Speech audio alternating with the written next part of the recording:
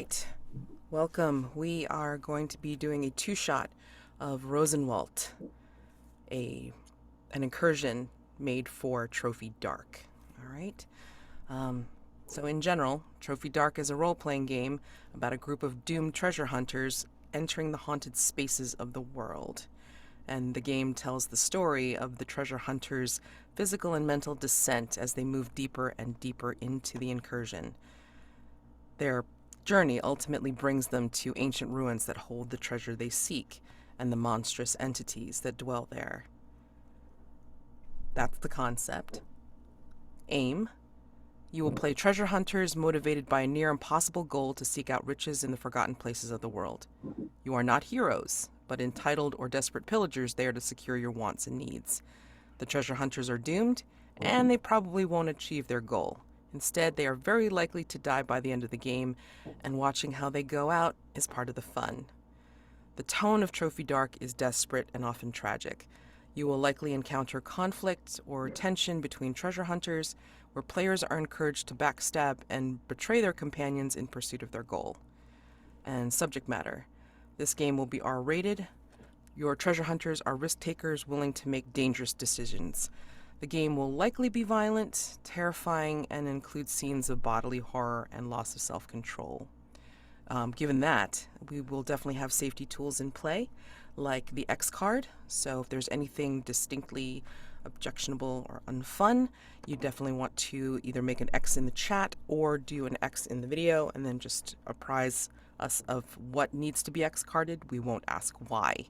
And then there's also the open door policy. So for whatever, at any time, again, if anything's not working out for you, you can just totally, say, taking the open door and leaving the game.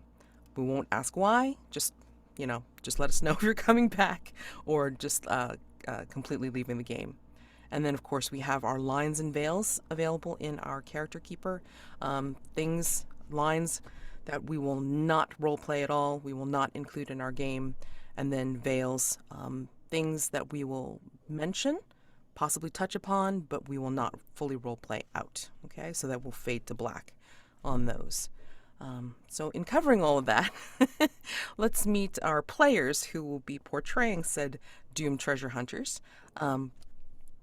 Name, pronouns, and what you'd like to see going into the game. All right. All right, let's start with Elle.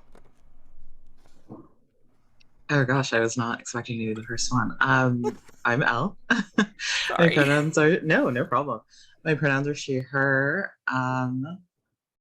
I have played a little bit of both Trophy Dark and Trophy Gold before. I always love horror, especially body horror. So Trophy is very much up my alley in that respect. I also love a story of, you know, doomed people of all stripes. So I'm really excited. Um, and sorry, am I supposed to be introducing my character right now or just myself?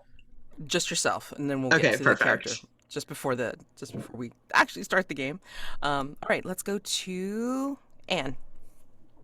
Hi, my name is Anne. Any pronouns are fine, and that is not a trap. I have not played Trophy Dark before, so I'm just generally excited to try out the system.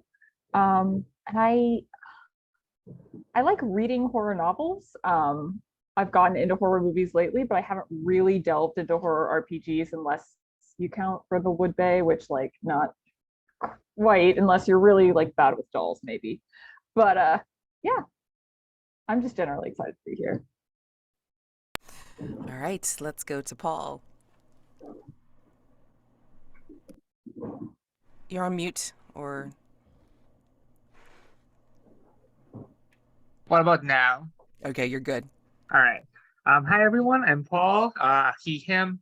I've played Trophy Dark once before. It was fun, so I wanted to try it again with a better idea of what the game is like. And I normally can't watch or play horror-based shows or video games, but I can play RPGs because like they're only as scary as my imagination makes them, and it's not as bad. And last but not least, Jack. Yes, my name is Jack. Any pronoun is fine. It is also not a trap. Um, uh, I am more acquainted with running Trophy Dark at this point than I am as a player. So I'm excited to get to play more of it. It's a system that I really enjoy. I like uh, the loose narrative nature of it. And I'm a big baby. I'm not really into Horde at all. So just ready to be scared. All right, we'll see. All right.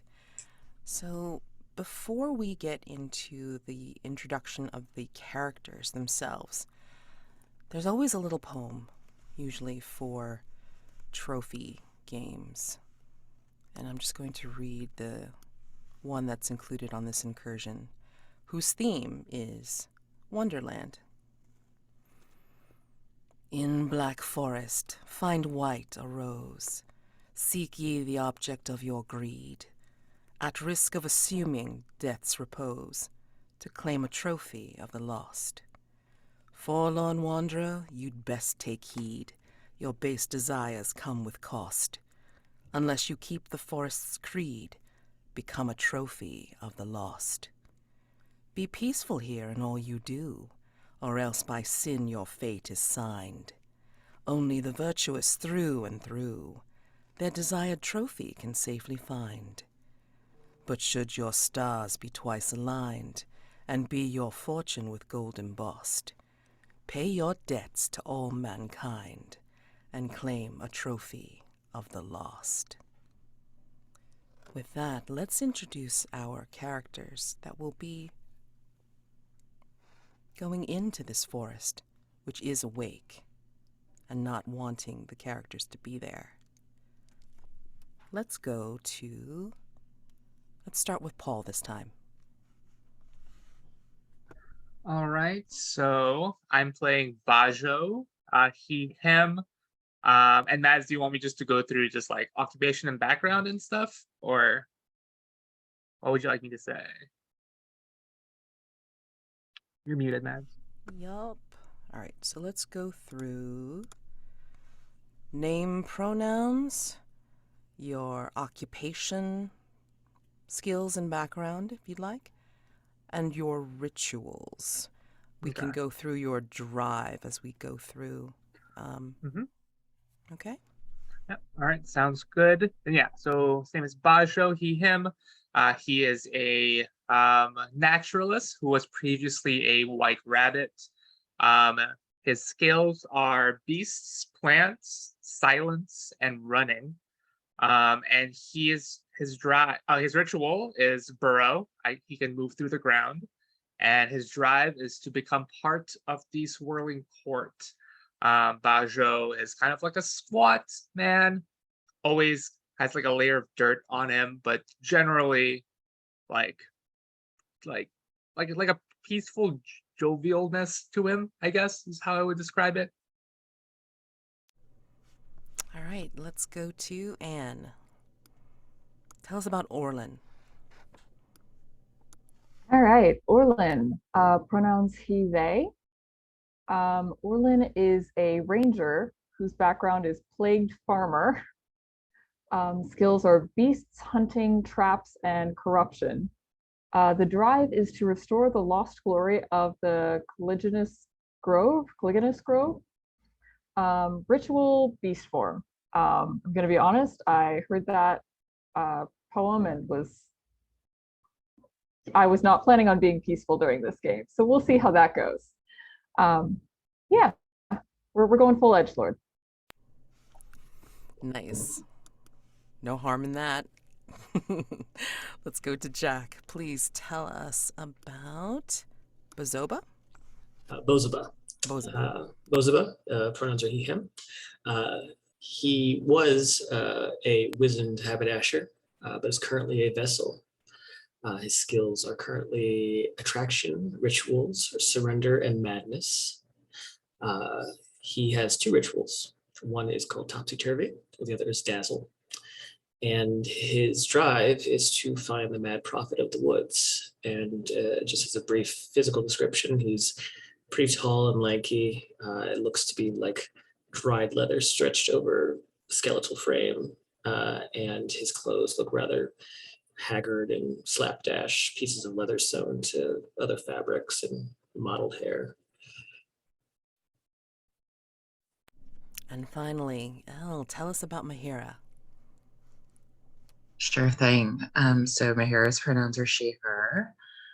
She is a smuggler with a background of being a grounded sailor. Her skills are dexterity, spontaneity, stealth, and ropes. And she has 3 rituals, which means she's starting with quite a bit of ruin. Her rituals are silence, gale, and guide. And I think for her look, she's very tan, naturally so, although it is also darkened by the sun, with these like very pale hazel eyes. She's very petite, but she's mean. Like she has that energy where you don't really want to mess with her, probably because she's so small. She's developed quite a suite of defense mechanisms. And what's your drive? Yes. Her drive is to bribe the justiciars so that they erase her crimes. All right. Okay. So, your characters find themselves at the edge of this forest. But they have heard that deep within the forest, beyond where the way turns weird, all that is lost may be found amid the roses of the Rosenwald. Priceless art, forgotten relics, and even the souls of those separated from the mortal coil. But the roses cling tightly to their prizes, and one must brave the thorns to pry them free.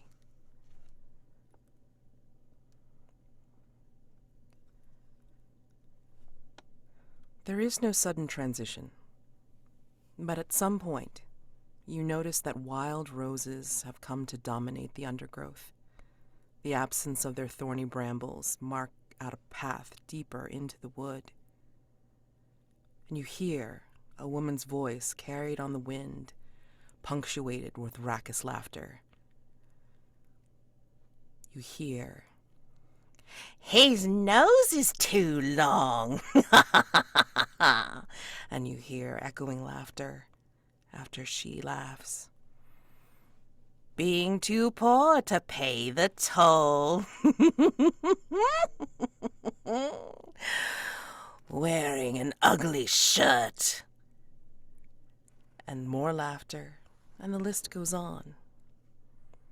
You don't see them, but you can see signs of their trail, because at the edge of this, you see people tied to the trees at the edge of this court, from what it sounds like.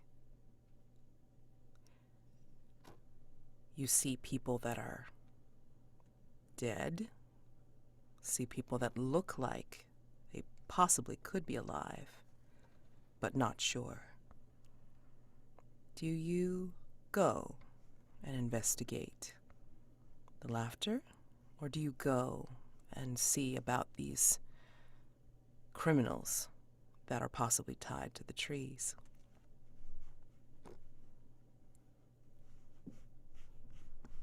I vote criminals. I think, given what we know so far, and given what we know about the forest is it being sort of an oppressive force, but then also noticing the roses, things already feel a bit off. But I think Bozoba would probably stick towards the perimeter of this little clearing that this kangaroo court is happening in, and just gonna tuck himself near the flowers, crouching, just trying to avoid too much, too like anyone seeing him, but also just being within range of everybody else and being able to listen. The clearing is where several bandits are gathered in a mockery of a justiciar's court.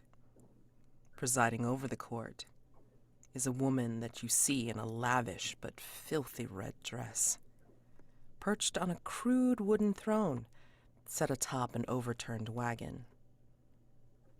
There's a would-be defendant who appears to be an unlucky traveler kneeling before a bandit that is half beast, half man in this clearing.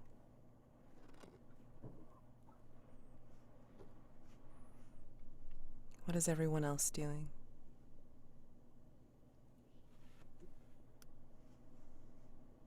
I think Go ahead.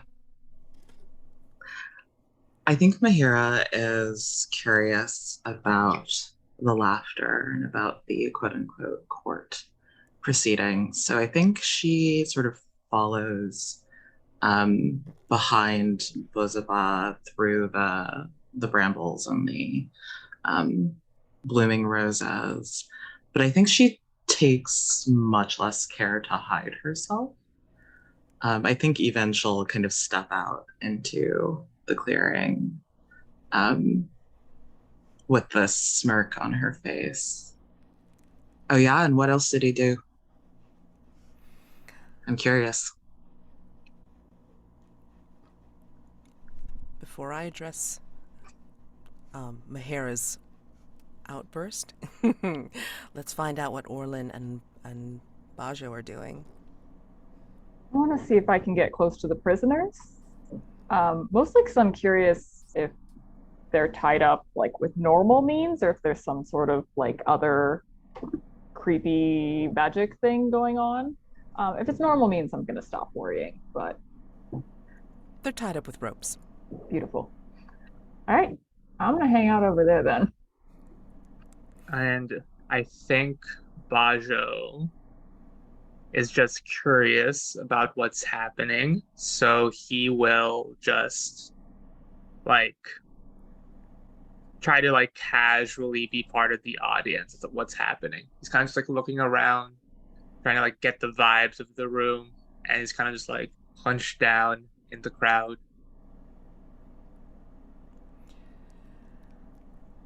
So, the queen, the bandit queen. Again, you see her lavish but very dirty red dress, and she's wearing a simple golden circlet on her head that bears a single heart-shaped ruby of some considerable size.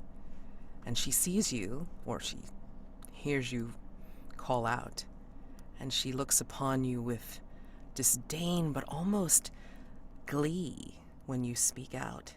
It's like, ah, will you be the defender? Or will you be prosecuting? Oh, wait, we're doing that ourselves. Yes. The list goes on. Would you like to see? And she's holding like a very long parchment in her hand. I think Mahera gives this woman, this queen, an appraising look and will kind of step forward tentatively. Mahera is the type of person who wants to have her opinion heard at all times, but she did not intend to be the center of the proceedings. But yeah, she'll step forward and reach out for the list of crimes. She just kind of holds it out to you, and then she will drop it at your feet. Do you pick it up? She picks it up, and I think she'll make eye contact with Baso as she does. Like almost as though she's like silently asking for his help. I think when this bandit queen drops the list of charges, Bozoba was sneaking through the bushes, the rose bushes, and obviously snagging himself on some of the thorns if there are any. But when she drops it, he will just pop up behind the queen, looking over her shoulder. Ugh. Ugh. What? Ugh. What filth bring here? Ugh. Ugh. Hello. Just wondering what charge you find the most offensive.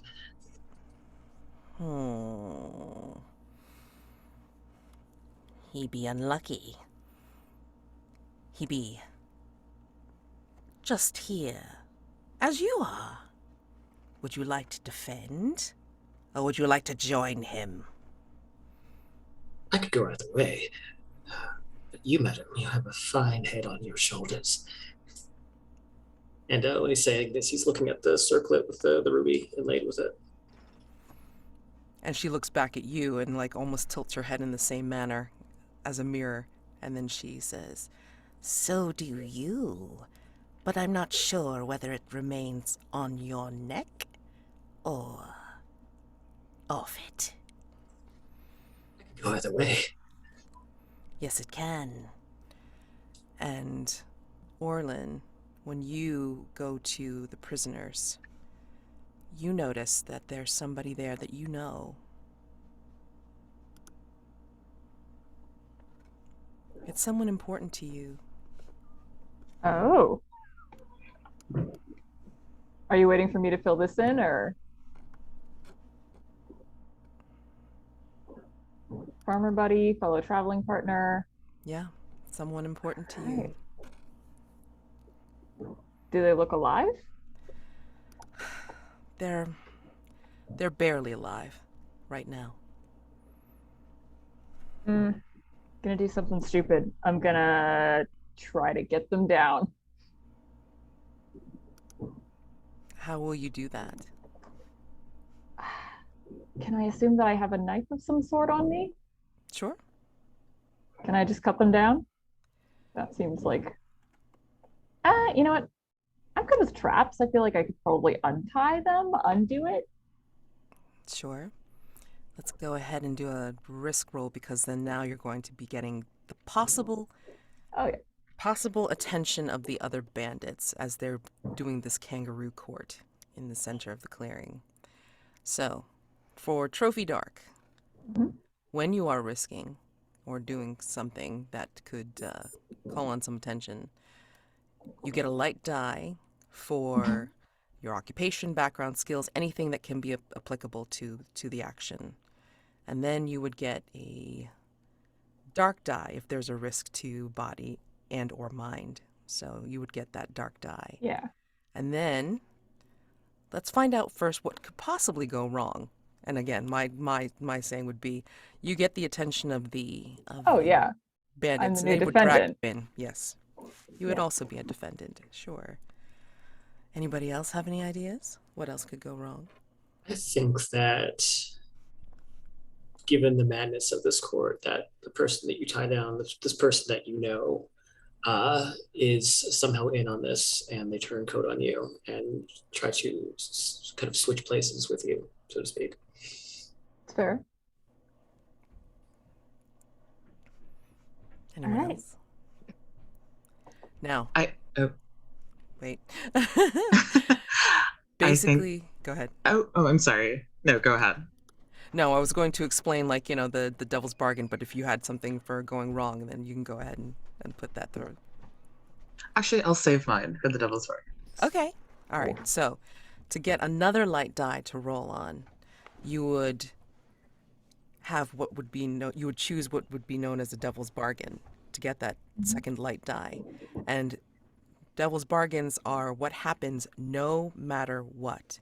We preface it with that phrase. So, no matter what your roll is, no matter if you succeed or fail, this is what would happen. So, devil's bargain is that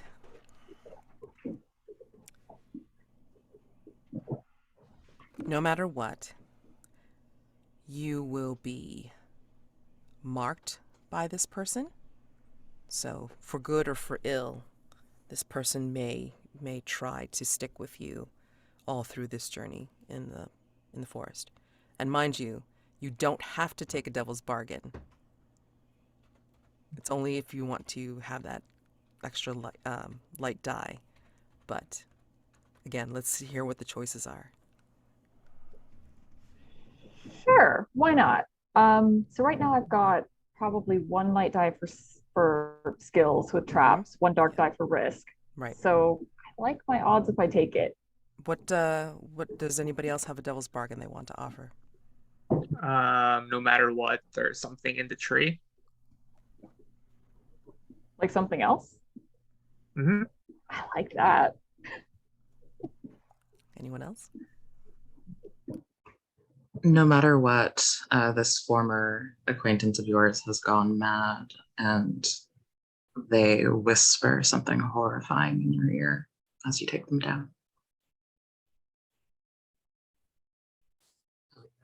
But I was just going to say, no matter what, you free them, and the queen is amused by your act of wantonness, but she still manages to behead this poor person.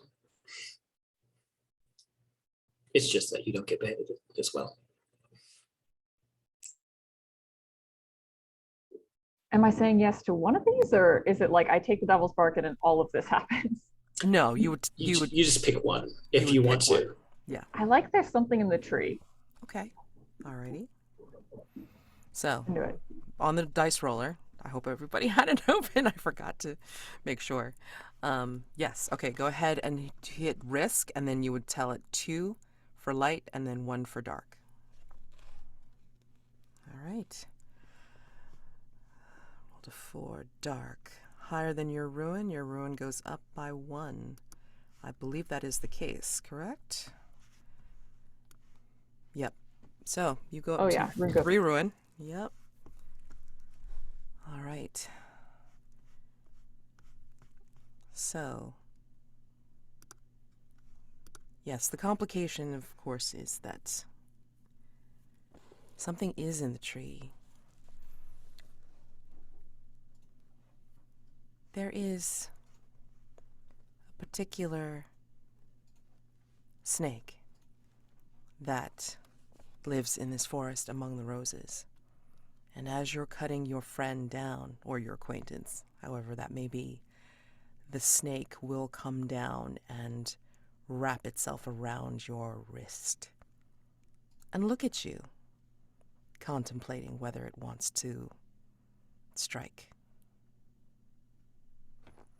Let's switch it back over to the clearing. So, Mahera, when you pick up the parchment, the list, you see it's blank. Or it's a combination of mostly blank with incomprehensible scribbles on it.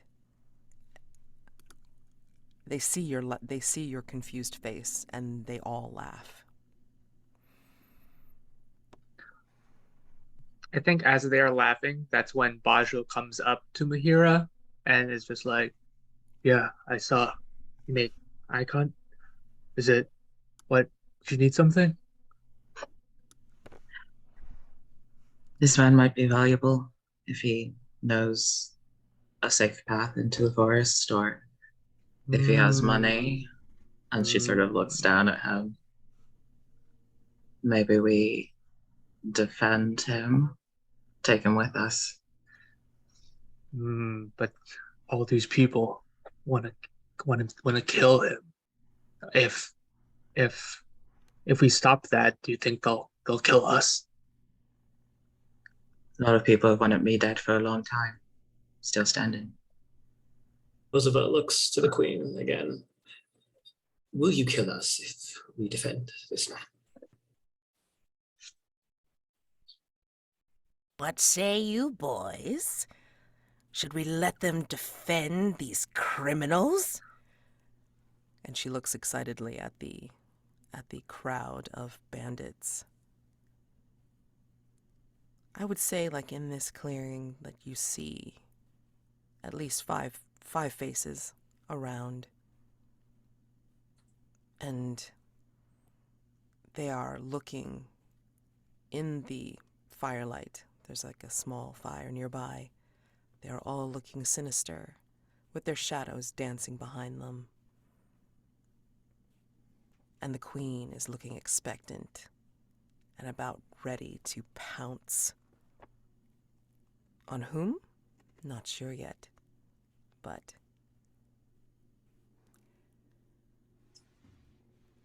what do you do?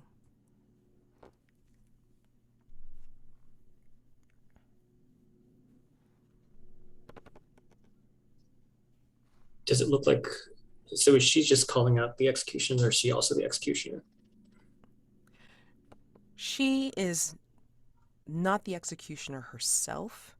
The bandit that is in front of the kneeling person is the one that looks like he's about ready with a blade of some sort for the word to, well, take him out.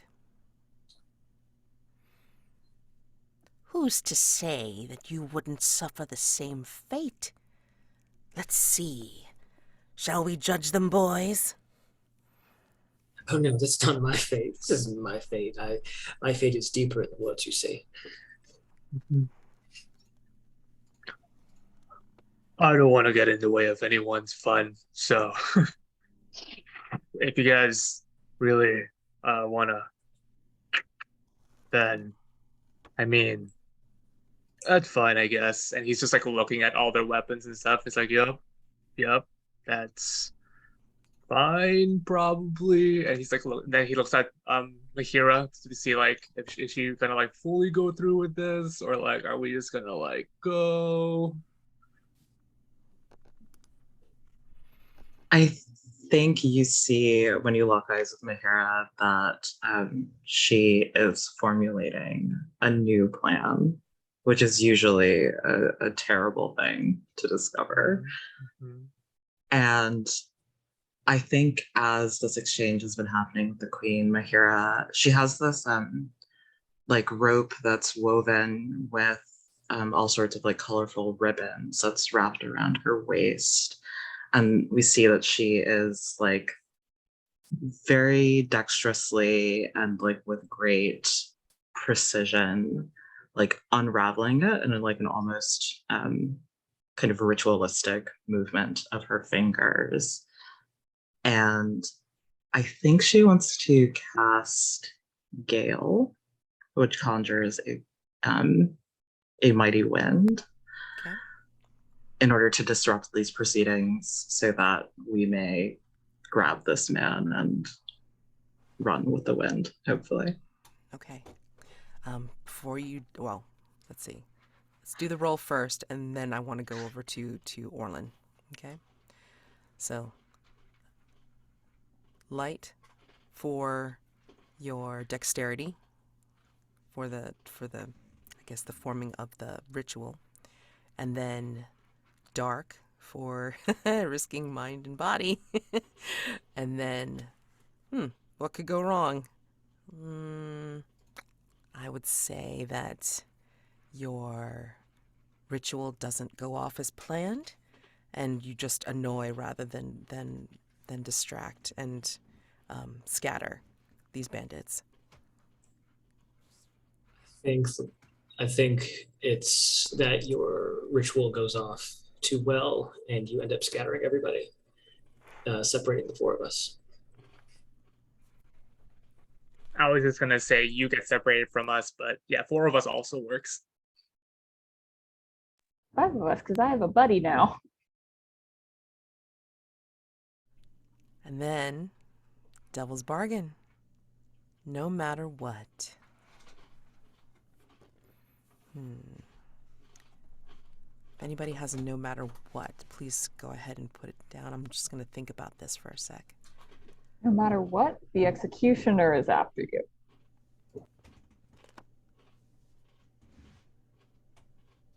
That's a pretty good one. That's a strong start. Yeah. It's a tough one to follow.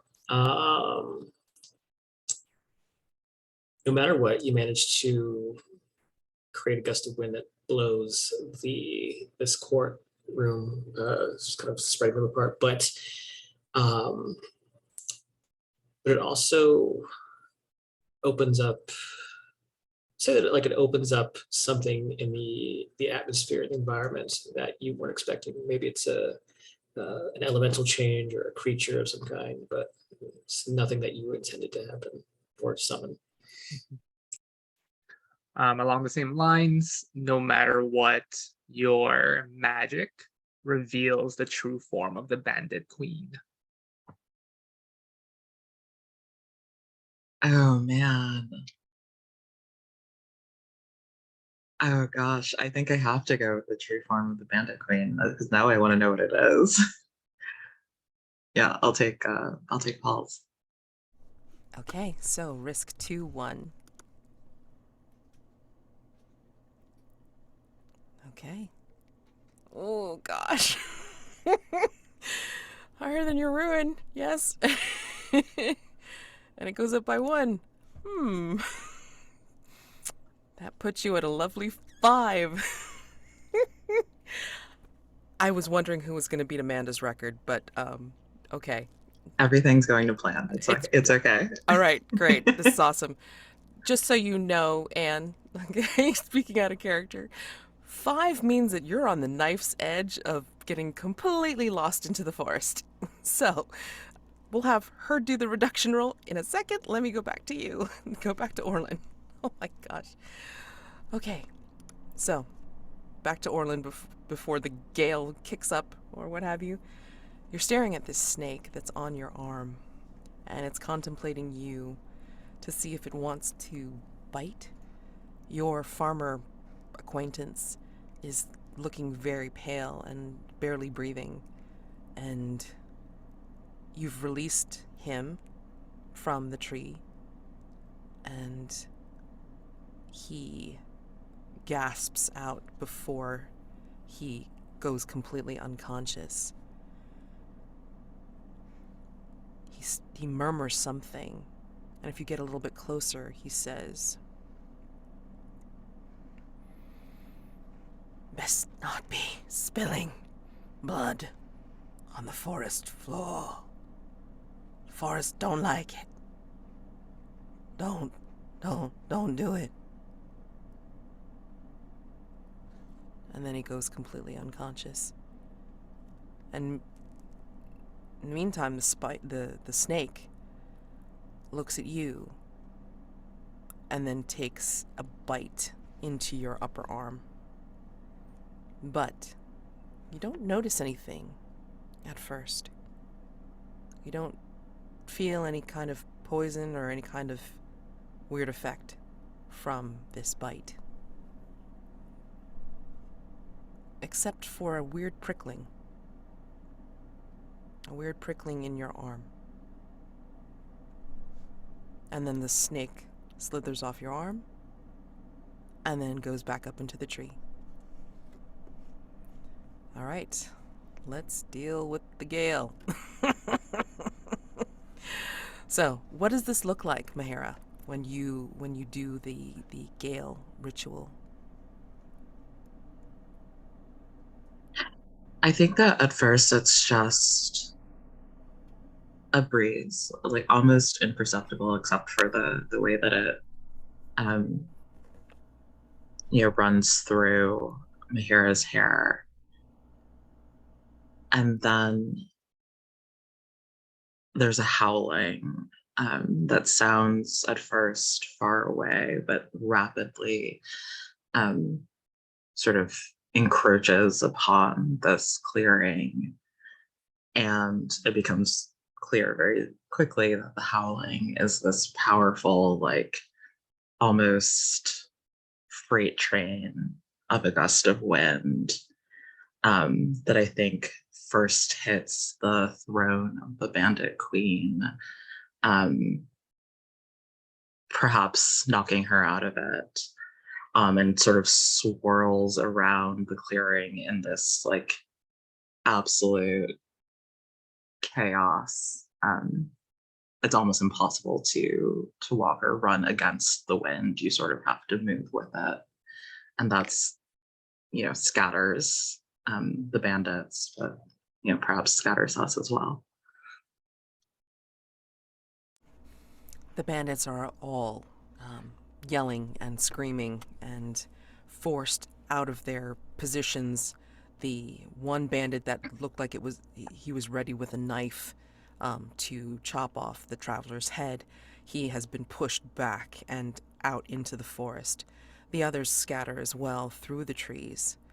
And then, as the bandit queen is pushed off the throne and into a tumble, pretty much head over heels, the dress floats above her head, and then she gets wrapped up into it until she is like enveloped in these folds of cloth.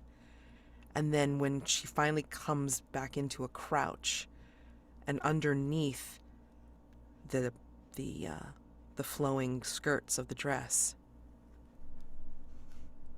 Bozoba, you see peeking out from underneath the dress the face of the mad prophet that you sought. They look at you with those eyes, smile, and then run off into the darkness of the forest. No, no, no, wait, come back.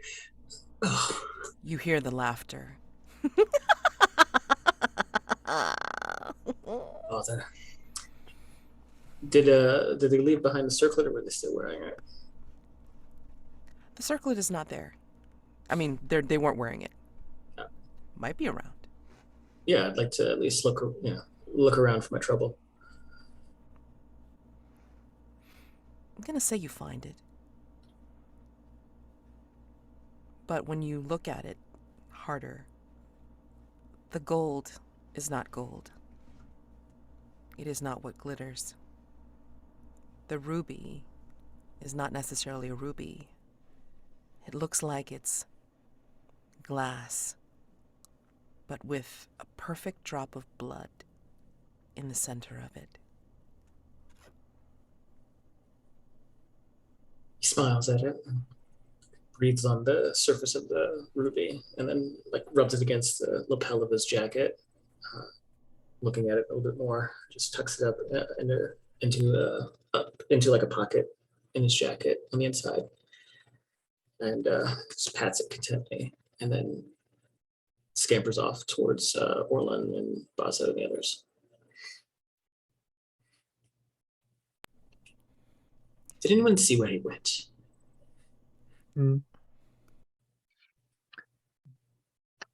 Is the person that was being executed, are they like free now? Like what happened to the... They're there. I mean, they basically, as soon as the gale wind started, they went flatter down to the forest floor and covered their head with their hands. So they're there. They're actually shuddering, like in nervousness, because they're not looking up to see if the bandits are still there, just trying to huddle and not call any attention to themselves. What do you do? I think Bajo replies to Bozoba, just like, oh, they went in the forest that way, and he points. And I mean, you saw him going the same way. I just repeated. But then Bajo will go to the person on the ground, and just be like, hey, Mahera thinks you know your way around the forest. Is that correct? The figure will raise their head, and you at first thought it was a man because of the hat and the big coat, but then you realize it's a young girl. Dirty blonde hair peeking out from underneath this hat, and she is looking scared. I think I know the forest a little bit. Yeah, they just caught me. That was my wagon. I was trying to get through, and yeah. Bajo just turns around to everyone, just like, how do you know the other prisoners? Oh, sorry. Oh, God. How do you know the other prisoners? I mean, they're travelers like us, or like me, and they got captured too. And yeah, they were gonna kill us. When you say us, do you mean us? And he points to her and then back at himself. Or do you mean us? She just looks confused. Aja also looks confused.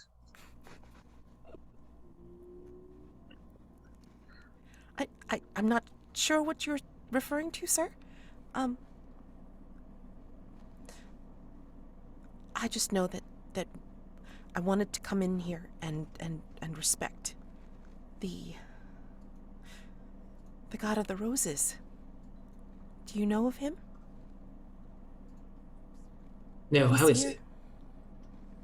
He's here. He's all around. I mean, you see his love everywhere here. Bozoba like starts swirling around and starts to actually look underneath bushes and starts digging around to see if he can find him.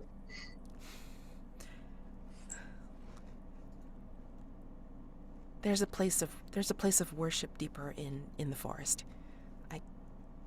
I mean to go there and pay my respects. Well, before you pay your respects, don't you think you ought to pay us? You just Oh. saved your life. Oh, oh,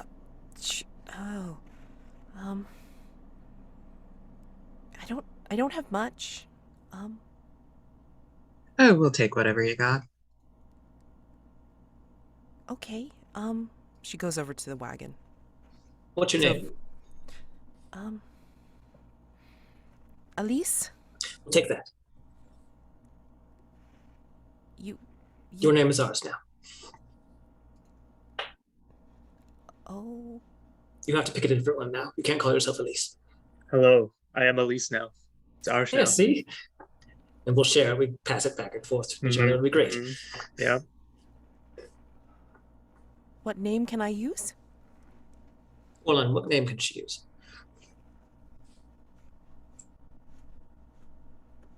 Well, she can't have mine. She can't have his. I'm going to point to my little farmer buddy. Don't know what his name is yet. I'll just be called. And she looks into the forest.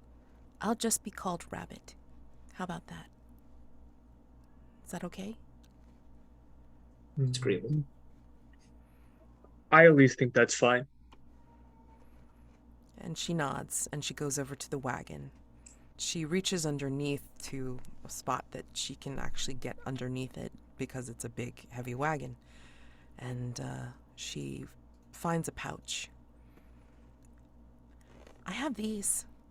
These were going to be part of my offerings to the god of the roses. And you see inside are several different vials of several different sizes. Mahera looks into the pouch, not really knowing what she's looking at, but she kind of makes this expression. It's like, oh, good enough. Thank you. I, for one, don't take payment in names. I don't take payment in God's offerings. That's just asking for trouble. Well, it's not an offering yet. She never got to the temple. And we're all here together, so we've already asked for trouble.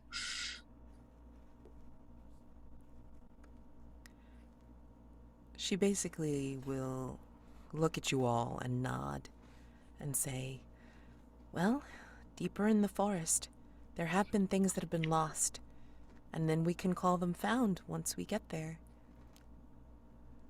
Maybe you'll be able to find some things that you can call your own. That would be wonderful.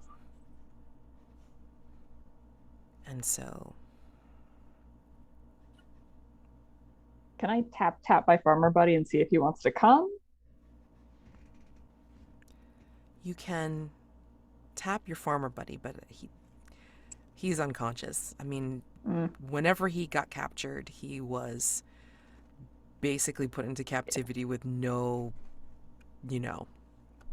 respite or I mean, Food and drink. I'm pretty sure he was wasting away up there in the tree.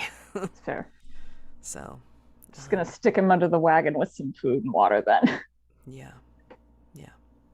Mahera, maybe you have a rope. You could tie it to Orlen. You could tie this person to yourself, and you could be two of one. It's an interesting thought. I would like to be able to run away if something comes after us. You'll have four I'm legs. gonna say no. Very well.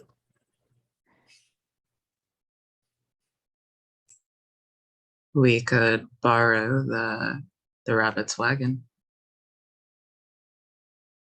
Yes, and this person can drive us. They could be our steed. Don't hate that idea. Be less quiet, but easier for camping. Rabbit, you good with that? They took my horse. They Well, took. we have a horse here. What's their name, Orlen? John? John. Is it John the horse? Well, Just wake him up. Pat, pat. Tap, tap.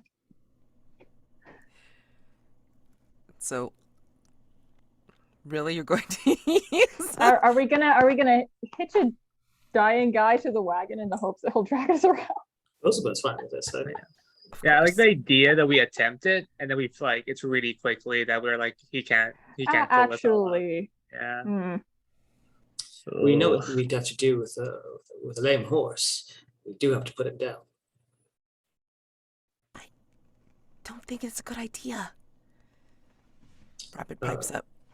Bozoba goes to the executioner, who I assume is unconscious or has run away, but left behind there a very large blade, and picks it up and hands it to Orlen. You should do the honors. Don't. yeah, I'm gonna put him down on the ground, and then I'm gonna slide him under the wagon. Leave some water there. It'll be fine. Do kind of want to take the executioner's blade though. You have to be careful. What happens if we spill blood here? It's been said that the forest will take it out on you if you break its taboo. Don't spill blood on the forest floor. Otherwise something bad will happen to you. Okay, there's some wiggle room there. Just lay down a sheet or tarp or something. Means we look for a river before the next fight. There doesn't seem to be anything about drowning in this clause, so.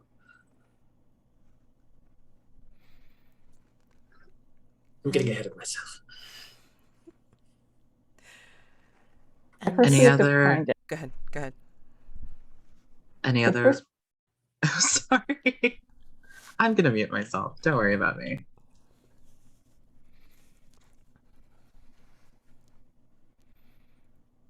Anything else you want to do here before going on?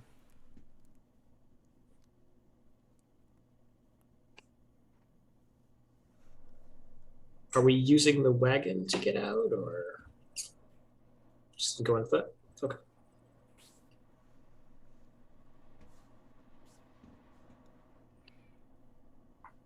I was going to, well, when I had my wagon working, I was going to pay my respects to the god of the roses, and then see what riches were within or on the way. And then What's I their guess god's name?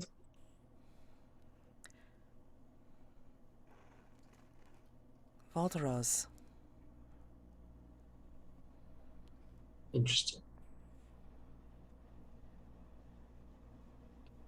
And it's like a big wagon, right? Like one that's meant to be pulled by horses. Yes. I mean, at least she had one horse, and then, of course, they took it away and did what they did with it. So, Mhm. Okay. there's treasure to be had. I mean, the roses will claim what goes lost here. So, Well, Mahera, you have enough rope. Perhaps we just tie the ropes to ourselves and we drag the wagon with us. I'd rather tie it to the rabbit. Mahera turns toward this girl and gives her this really intense look, like daring her to say no. Well, it'll be slow going if you want me to do it. I'm not the biggest or the strongest. That's why I had my horse. Well, you look like you got strong legs. Run, rabbit, run. She will take up the pole, or at least one of the poles, because again, it's meant for a horse's breath rather than a human's, especially for one as small as her. She's probably as small as Mahera, so. Yeah, when Mahera was looking at her, they were like eye to eye, for sure. I mean, but she'll try. I mean, she'll gamely try. But it's like one pole. I think in that case, Bajo will walk up to the other pole, give her a nod, and just be like, "Hey, don't worry, I'll help you out with this.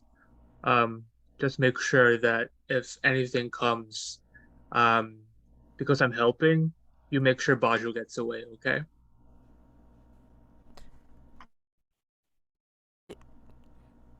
And who is Bajo? I thought Me. you were Elise. I think it's like a second name situation. It's Bajo Elise. I have many names now. I'm two actually. But yes, arrows start flying. If you don't hop in the way, then then you will have to pull this by yourself after that, okay? Okay. Good. I don't want to be up here by myself. Bozoba will scamper down and like help take up one of the reins as well. I think it's just going to be Mahera in the wagon. What it sounds like. I think that's what she wants. That's exactly what she wanted. To be fair, yeah. All right. So you take this wagon. You have Rabbit as one of the lead horses, and yeah, you're on your way. So ends ring 1. Let's take a 10-minute break, and then we'll go on to ring 2. All right. So according to my watch, it'll be the 41 mark. All right. So see you in 10.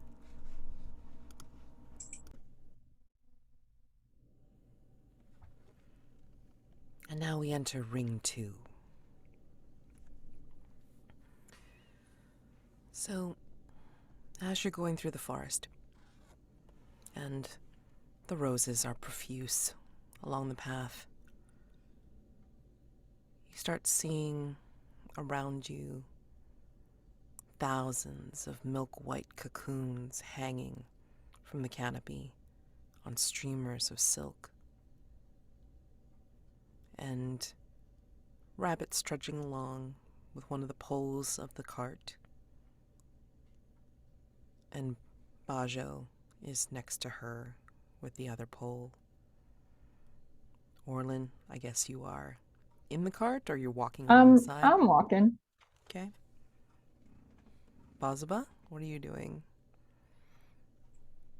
He was down on the ground with the others, but if there wasn't enough to pull, he would just be walking beside Baso. Okay. And then, Mahera, are you in the cart?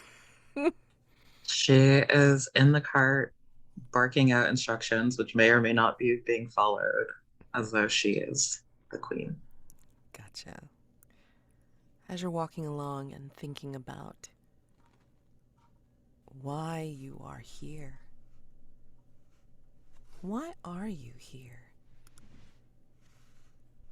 I mean, what is the significance for you of the mad prophet of the woods, Bozoba? Well, times have been tough for Bozoba. Ever since he lost his position as a haberdasher for the Rose District back in Amberette. He has been on this bit of downward spiral of both mental and physical health.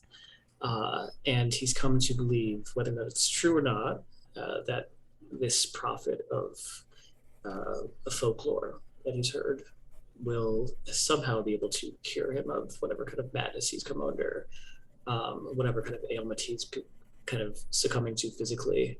And yeah, I think that whatever promise he believes the prophet can deliver on is worth risking his life for. But he's also in a state of being in his life right now where risk, he has no real ability to properly risk assess anything. Baso, as you're walking alongside Rabbit, possibly talking or murmuring things, to her or at her. Yeah. What are you thinking of when you're thinking of a swirling court? Why do you want to become part of it? So right now, Bajo is kind of just like walking next to Rabbit, saying things like, so knife comes out, you take the stab. Arrows comes flying, you jump in front of the arrows. Animals start coming, you run towards the animals while we run away. And it's kind of like listing different situations to her. And after a while, just like as the walking continues, he starts to run out of like possibilities. And he starts looking around, seeing the pretty hanging cocoons, maybe some flowers around. He appreciates those as a naturalist and thinks about the most beautiful place he's ever been, which is the Swirling Court. I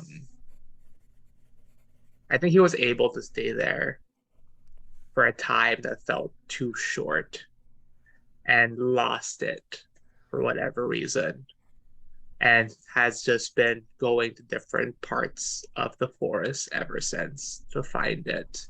And this place feels the closest to it because of all the pretty flowers.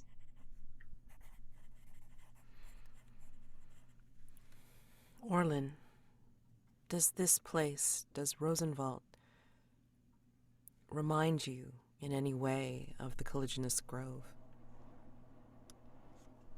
It reminds Orlen of what it could be, what he's hoping to make it again. Pre-plague, pre-everything sort of dying out. It had the sort of same like mystery and danger that he wants in any given forest. Could take or leave the roses, and obviously thinks it's kind of bogus that you can't hunt in this forest, but it's okay. He'll fix it when he gets back to his.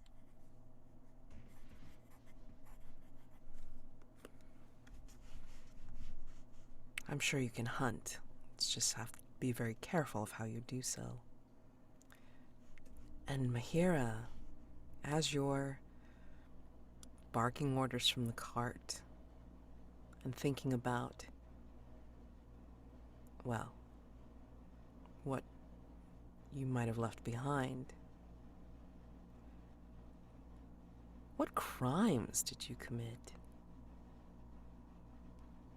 What is so important that you get erased from your past, that you're willing to come here based on rumors and hearsay to get whatever treasure that you need to bribe the justiciars? What did you do?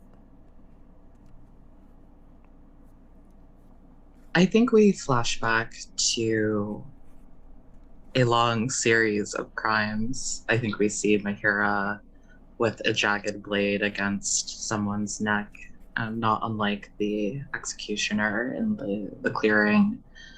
We see her tossing crates full of stolen jewels into the hold of a ship. And there's a smile playing on her lips as she recalls these memories. It's just the time when she was in total control of her life and the people around her. And she misses it. And she's like paying no attention to the milky white cocoons hanging from the leaves, contrasting the greens of the forests and the deep reds of the roses. Like the beauty of all of this is completely lost on her. She hates the forest, actually. She hates it just because it's not the sea.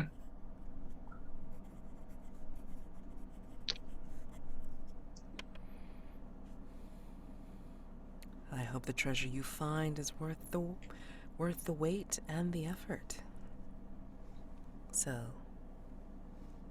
there's a moment where, as Bozoba is walking along, he's been muttering to himself about profits and about getting back to Ambrit for something very important. It's very important places to be.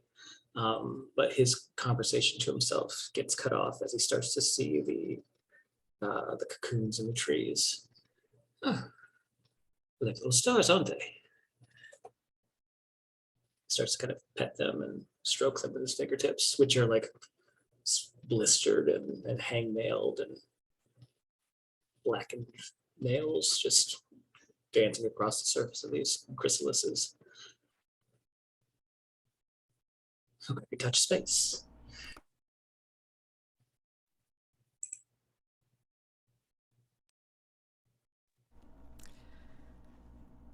you begin to see, as you're going along, you see an end to the rosy path. What actually happens is that the forest of red roses starts to turn almost gray and white as a haze builds around you. And then you reach the end of the rosy path, and it opens up into a pond-strewn woodland. It's all you can see for a bit as you're looking out through this haze. Little ponds, like dotting the woodland among the roses that look fresh, but then once they reach the water, they look sogged out and damp and heavy and weighted. The pond water is black and thick and churns constantly with bubbles that fill the area with the noxious haze. Start to feel confused because it obscures the environment, and you start to notice that if you look around, even if you're right next to each other, the haze begins to float around you, making it hard to discern who may be nearby. Baso, you hear a rabbit pipe up from right next to you, but you're starting to find it difficult to see. There's not as many roses here. I can't see you. Where'd you go? I'm right here. And he just like says like louder to his bird to hear. I can hear you. Mm-hmm. I can't see you. Mike will just be like, are we still going the right way? The cart is stopped. She's no longer moving the cart, at least with the pole that she had on her shoulder. You don't see her anymore.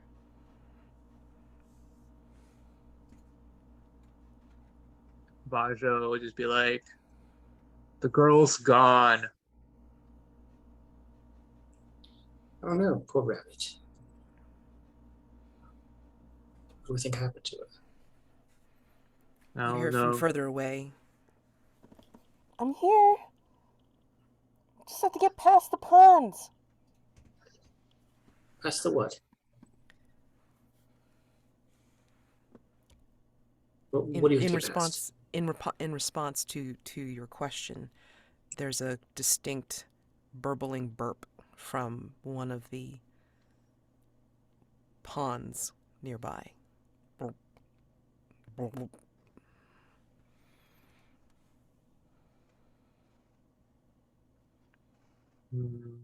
Look, Mahera, it's the sea. It's like a And he'll mini point at the sea. lake.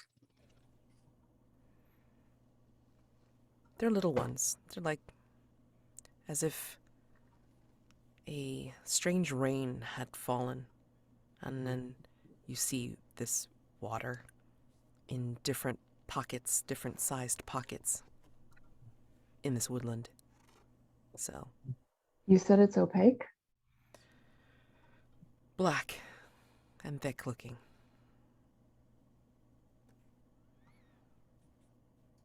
No, thank you. I'm gonna get a rope out.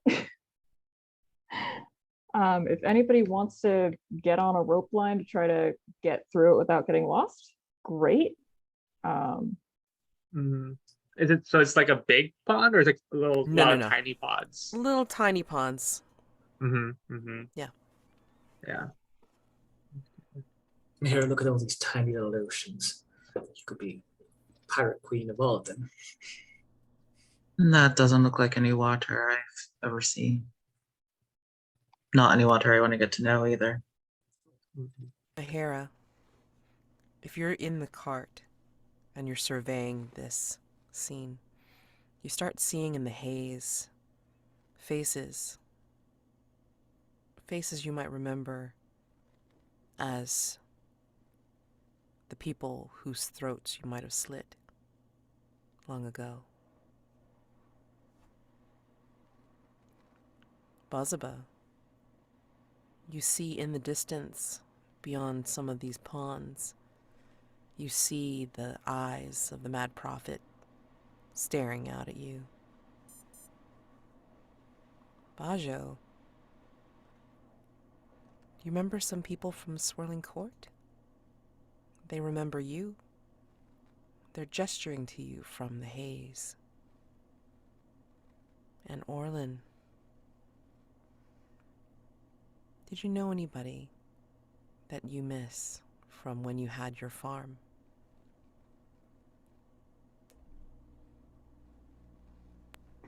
I think Orland's honestly closer to like the critters around that area. Then you might see the faces of some of the ones that had died in the plague. They're here.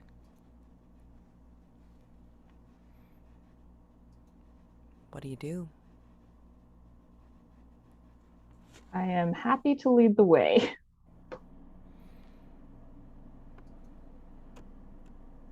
I think when Bozoba sees the prophet's eyes in the distance, he's been pulling down some of these cocoons as they've been walking, and reaches into his pockets and I've got stars, please. I can pay you.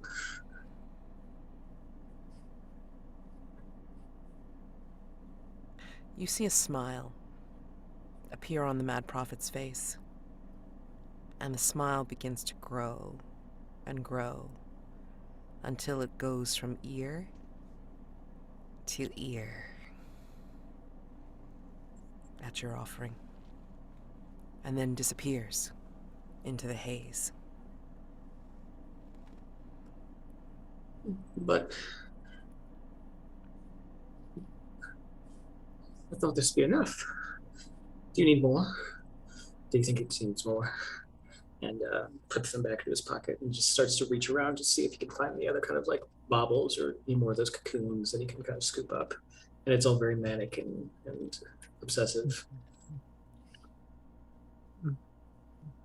Bajo would just be like, we'll just turn to Mahera and just be like, You are at a better vantage point than the rest of us. Do you see a good way forward from there, Mahera? Mahera squints into the haze, trying to keep her eyes steely as though she doesn't see all of those faces staring back at her, of those that she once killed without a second thought until now. Don't think I hadn't forgotten about your. I had forgotten about your reduction roll. In fact, go ahead and do it now, and then you can tell me how you're considering on betraying your companions. Let's see if you're discovered. Sure. Oh, I think. Do you want me to roll first or say first? I think with reduction, I mean, it's just a matter of like seeing, well, you're always going to reduce, but we have to see whether you are noticed by your companions. Sure. Okay. Go unnoticed. All right. So, in your consideration of the terrain and how to get through, I'm sure your mind drifts over to, do you really need them? Do you really want their assistance? Or will you give them up to the forest?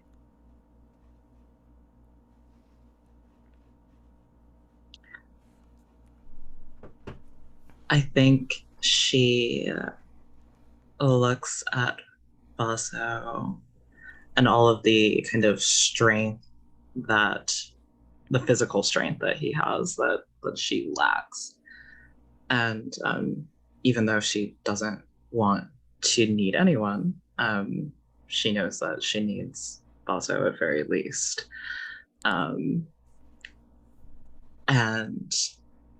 I think she'll sigh and say, I can't see anything, but maybe this will help. And her hand again goes to that strange rope that's wrapped around her head. And she begins to unravel it again. And it unravels and unravels and unravels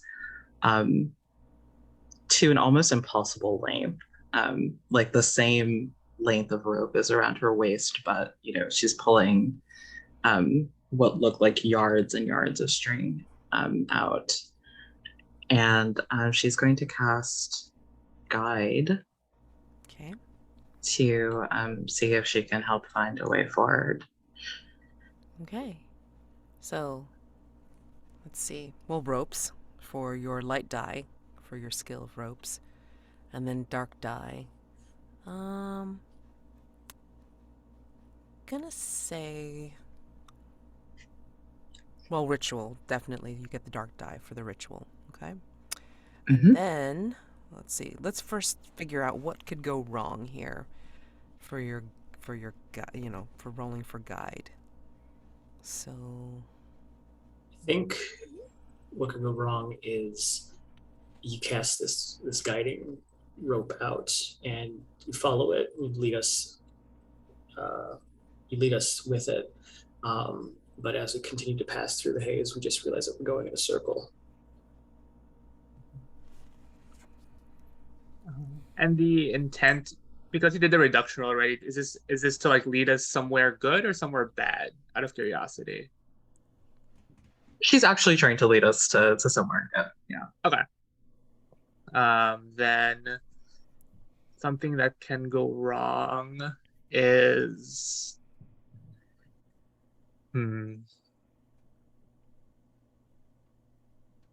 yeah, like one of us, it's the right way. It's just a very precarious path, and maybe one of us like falls into one of the pools. I'm gonna say that you create this thread to follow, but it gets misguided in some way, like the magic goes a little wrong, and your thread will get tangled amongst the roses as it's trying to make its way over or around the ponds, and then get, well, burned.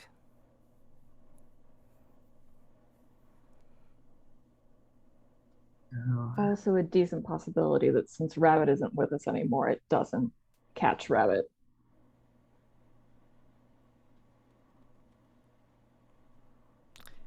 So that's what could go wrong. Now, devil's bargain. No matter what. Is Orlen's farmer friend with us? It's going to be a bargain. Okay. Yeah, let me think on it then. No matter what, we lose our supplies or have to like ditch them in order to get across a particularly thin patch. No matter what, Orlen's friend has been following us this whole time. I'm going to say, no matter what, and it kind of echoes to your life on the sea, but you realize that you're not guiding us so much as you're being pulled by something that you snagged on the rope. ooh, those are all pretty good. Want to take any one of them? Yeah, I don't have anything at the moment, so. I think I'll go with Orlen's friend having followed. I think something creepy could come from that. Okay. Alrighty. So that's Risk 2-1. 2-1. Yeah. Okay. So you rolled a 6, so that's success. You make the thread. What does this look like as you're unraveling it out and then it's leading you out? Yeah, I think as the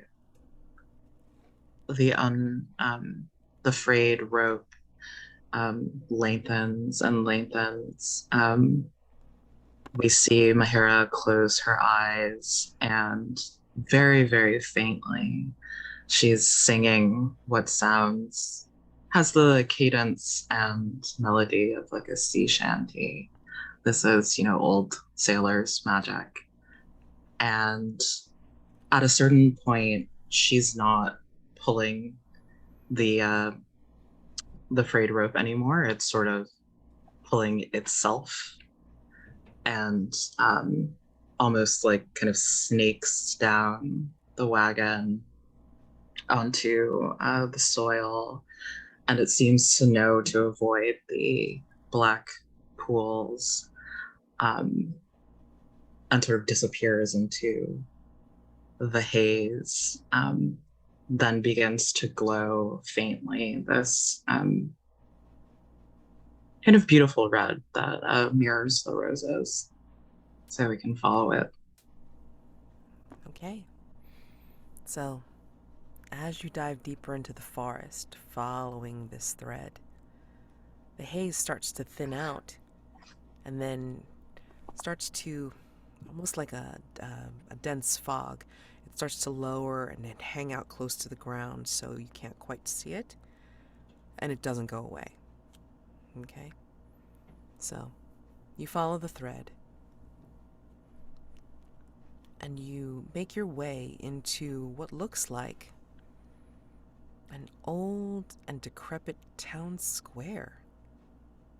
It's like you come upon it as you make your way deeper into the forest, and then come into this what looks like a clearing at first, but then you start noticing the cobblestones. Some of them, or most of them, broken. But yeah, it's like you come into this old town. And Orlen, are you in the back or are you in the front? I think I'll be in the front. I'm a ranger. What's the point otherwise? I think as you make your way through the haze and you're following the thread intently, as a hunter does, you start to notice that bite that you got from the snake is starting to hurt more. Would you say you have a sleeve over that arm, or it's exposed in some way? Sleeve, but I think I'll be removing that to check when we stop next. Right. I mean, basically, under the sleeve, you feel like that prickling sensation get worse. And, yeah. So you find yourselves in this town square. Do you reveal it to us, or? Yes. The broken cobbles are... It's almost as if the haze is like drawing away from it as you get closer and into the square itself. So you see the broken cobbles, and you can see a few remains of some long rotted timbers leading up to what looks like, as you draw in, an untouched fountain. But this fountain actually looks like it holds clean water. You can see to the bottom of it. I think as we get to... I was just going to ask quickly, Orlen, did you show us the bite, or are you keeping it to yourself? Oh God, no, I'm keeping that to myself. Okay. Yeah. As we get to town, or whatever this place is, Baso will just be like, rabbit, we had an agreement. I mean, how do you know she didn't go pitching into one of those little ponds? As he's calling out, and as you say that, Orlen, you hear beyond the fountain, deep within the haze, further out, you hear, I'm here. I'm trying to find the altar. Trying to find the altar to the god of the roses. Volderos is here. Come and find me.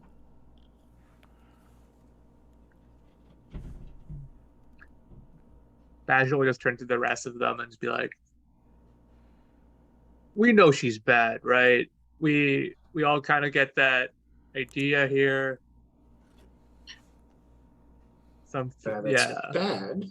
Maybe the meat's gone sour, but yeah, that's a more eloquent way to say that. Mahera, just another unpopular religion, like, it's fine. Mahera's nodding vigorously at the idea that Rabbit is bad, even though she doesn't actually think Rabbit's bad. She just doesn't want Baso to venture into the haze or be tempted to. I don't have a ritual for it, but it's in my skills.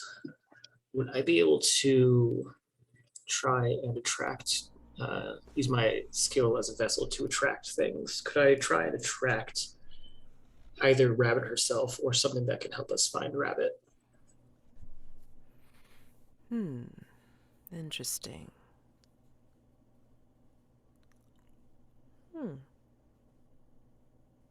Attraction.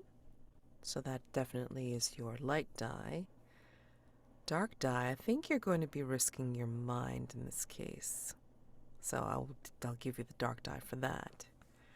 So you're specifically trying to call back Rabbit? Or something to help Rabbit, or something that can bring us closer to Rabbit. Got it. Or bring Rabbit closer to us. I see. Rather. Okay.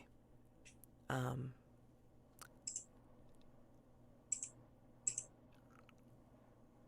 think that can be managed. What can go wrong? You attract something, but it ain't Rabbit. And we don't like it too much. The thing you attract is hunting Rabbit. You try to pull something towards you, but it's kind of like a tug of war situation. You get pulled instead. I think that if it goes wrong, you're going to have a struggle to maintain focus because you're trying to use your attraction skill for something that may or may not be good for you to find. So when you struggle to maintain focus, it's because you're overcome with an intense feeling of impending doom. That's what could go wrong.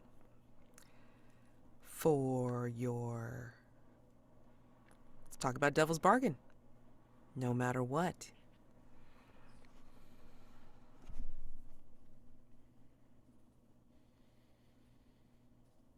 No matter what, you have to pay this whatever you attract, whether it's rabbit or something else.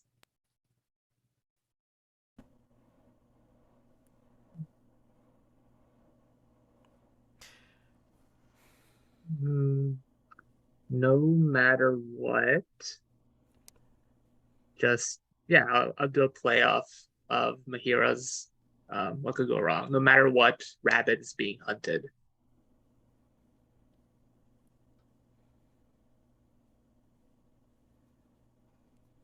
No matter what, you find evidence that Rabbit has lied, that she's actually here to kill the Mad Prophet of the Woods.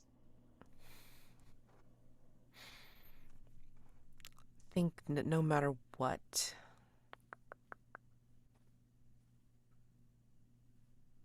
I think you're not going to be able to trust your eyes anymore. Colors and shapes become distorted.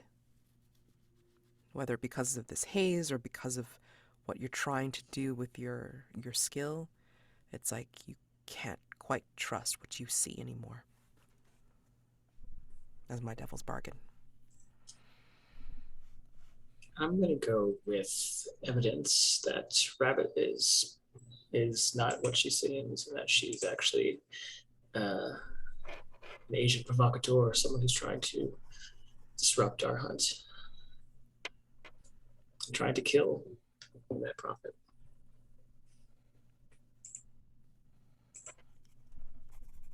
Yeah. All right. So, that should be 2 light, 1 dark. 6 on the light. All right. So you succeed. What does this look like? I think. Go ahead. I think that. I think there's going to be some like takes up a couple of the smaller cobblestones, blanched white. And he's already put on the circlet that he got from the Bandit Queen. And as loudly and annoyingly as possible, he just begins to frolic around the fountain, slamming the bricks together, calling out Rabbit's name, and just kind of like singing a shanty of his own. But the words themselves are nonsensical. And occasionally you'll hear Rabbit's name come up, and you'll hear other people's name, Mahera, Baso, Orlen's name come up. But it's rhythmic, but it doesn't make any sense whatsoever. But he's just trying to make as loud as a ruckus as possible. Sometimes will jump into the fountain and splash up, and then swirl around it and jump down, and it's very, very grand, chaotic. And then the bargain was to find out the true nature. That rabbit was here to help kill Mad Prophet.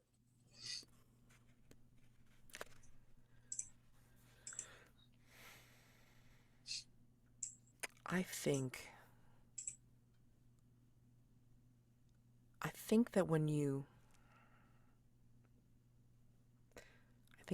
activate your skill as a vessel, I think that you start hearing sounds as you're trying to activate your skill.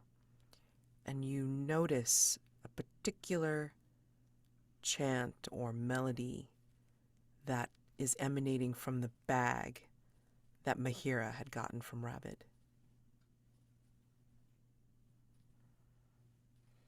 Yeah, when he starts to hear that and stops, he throws the bricks over his shoulder, just rushes up into the cart, and just snatches the bag from Mahera's side and starts to, like, in front of her, start to open it up and dig through it, and like puts his ear into it. The vials that were in the bag have a particular, well, each one, again, different sizes, different shapes. Each one has a particular look to it. It's almost as if they're agitating inside their vials. And you can hear it because you're activating your skill. You can hear the different melodies or chanting coming from these vials.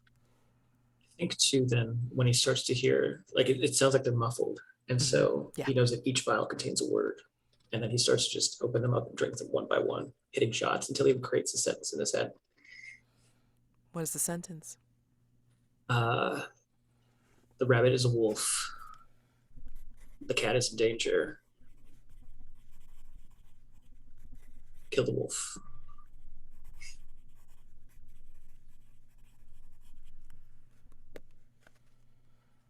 Bozoba, that was my payment. What are you doing? It's the rabbit. She's a wolf. She's not what she says she is. She may not even be a lease, even though we're a lease now. She wants to kill the thing that we're here for, that I'm here for, and so we can't let that happen. I don't care what you do with the rabbit, but you're going to repay me for those vials. I can give you as many words as you like. That's all these were, just words. She, I think she'll just nod, but there's like a look in her eye that says, Mahera will remember this. Oh. Then I promise you, Captain, oh Captain, I will write you a sonnet worthy of the bards. I don't need sonnets. You know how many murder ballads have been written about me already? One more. Better be good. Bozoba will slink out. Bozoba will slink out of the cart and then go up to the others. We have a rabbit to skin, or a wolf to skin. And we'll see that the rabbit has a wolf in it. It'll make sense when it happens. The haze is low to the ground, and again, if you're in it, it seems to dissipate so you can see the ground that you're standing on. But as you were around the fountain, Bozoba, you could see the haze starting to thin. And then you all start to see it as you near it. There's a centerpiece to the fountain. It's a rose bush of wrought iron brambles, encircling emerald leaves and silver roses.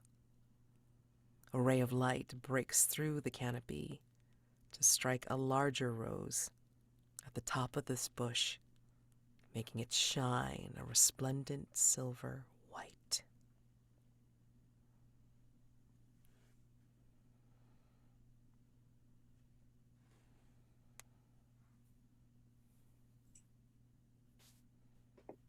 Bozoba will climb on top of the fountain and perch on top of it and point it out to the others.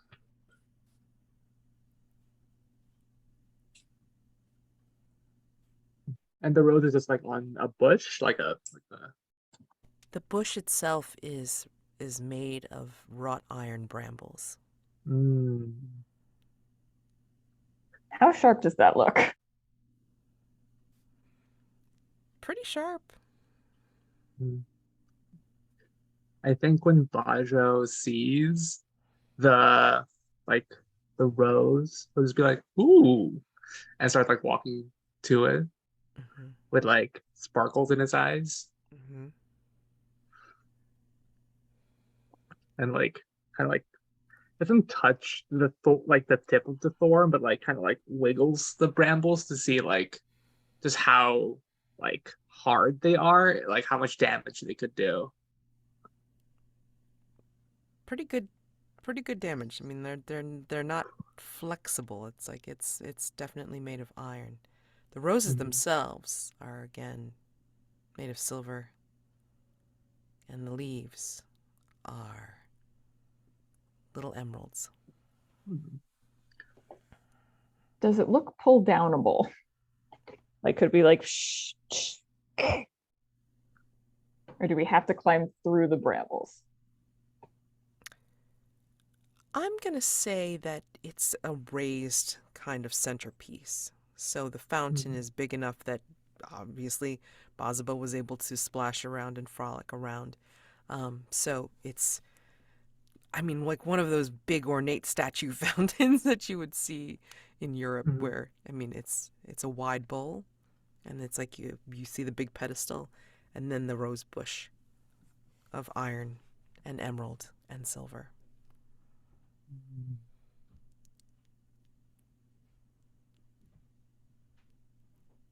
The larger rose at the top of the bush is the one that's the resplendent silver white.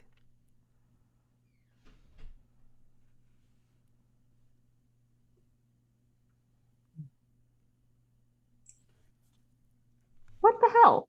What's the worst that can happen? Yeah. Yeah, I think Bajo like takes out some like hand wraps, I think, and just starts just like wrapping up his like fingers and stuff to like for protection.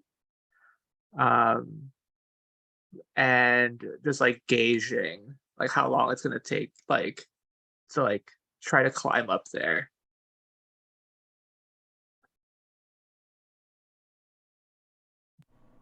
And is Bajo a big guy, or is he like? He's like squat, Okay. maybe like Okay. yeah, like 5'6". Okay. Like he's like very wide person. Got it. Got it. Mhm. Let's see. But yeah, like I think he really likes like pretty plants, and he just wants it, or at least will attempt it at the very least. Okay. Okay. I'm gonna say this is a, excuse me, a risk to, body. If you want to do this. So, dark dive for that. Skills. Plants. Plants. Yeah, I'll take it. I can give it a running start if that helps. You're gonna parkour your way up to the rose bush. Love it. What can go wrong? I think that the most obvious one would be you try to make it up there and you misstep, and then you're going to impale yourself on these the brambles part. Yeah, that was basically mine. Like you run up, but then you'd fall through and then fall and get trapped into the brambles.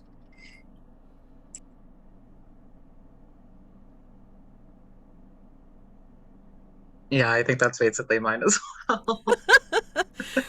Go with the obvious, it's fine. Try. All right, so one light die, one dark die. For the second light die, Devil's Bargain, no matter what. No matter what, you will get up to the rose. You'll be able to touch it. And you'll get a whiff of all of its resplendence. But you will realize that when you are at the rose, that you have a long gash that was left on like the side of your torso from one of the thorns, and it's the edge of it is now taken on this kind of silver metallic sheen. I'm gonna build on that, or I'm gonna like borrow part of it. I'm gonna say that when you make your way up, or I should say as you're trying to make your way up, whether you succeed or fail, you're going to get cut or sliced by the iron brambles, and the blood will, even a little bit, will end up on the forest floor somehow. And we'll see what that means. That was mine as well. I don't think it cares if it's your blood.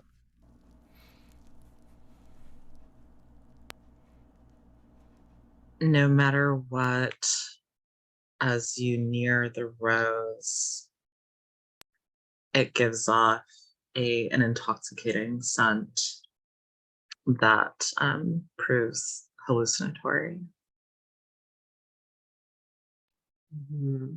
I want to know what happens if blood gets on the forest floor. So, risk 2 light, 1 dark, right?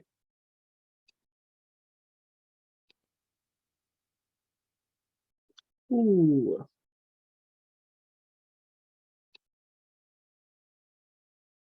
You're muted, Mads. All right, so up with the ruin by 1 Mhm. point. And then you succeed. Oh, wait, hold on. So, yeah. I mean, it still means that you succeed, right? I mean, like, you get a 6, you get a 6. Yeah. Yeah, so you succeed. And, well, go ahead and describe, like, when you're, like, as you're climbing up and you're grabbing for this rose. You will succeed in getting the rose, but Yeah. how do you get cut? Like, where on your body do you get cut? I think maybe it's like, because it's like brambly. I think it's like an aggregate of like many small ones. Like I've done my best to, because I knew I was going to be grabbing, I knew I was going to be like pushing off with my like feet and stuff, so those are wrapped up. But like my torso and like certain parts of my arms are kind of just exposed, get like cut up, and maybe it's like not like a big gash, but just like small ones here and there that Bajo doesn't really feel because he's too enamored by the rose. Mm-hmm.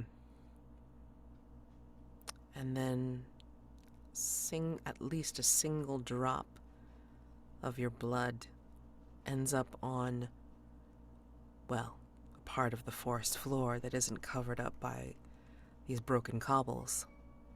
And when that happens, the water begins to sparkle. Still clean, but it starts to sparkle. And then your feet start causing you intense pain. Your boots, I'm assuming you're wearing boots, right? Yeah. Your boots become torturous to wear.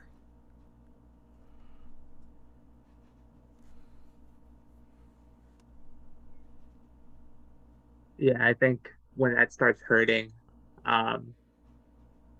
do I get to grab the rose up top? Yes, you do get the rose. Yes. Okay, yeah. Then he would grab it, kind of just like hop down, do like a break fall kind of roll, Mm-hmm. and you see like he lands pretty like practicedly, but it still looks like it really hurts when his feet touch the ground. And when he like leaves the roll, he like stays sitting and kind of like just like really quickly just grabs the shoes off his feet and just there's a big sigh of relief.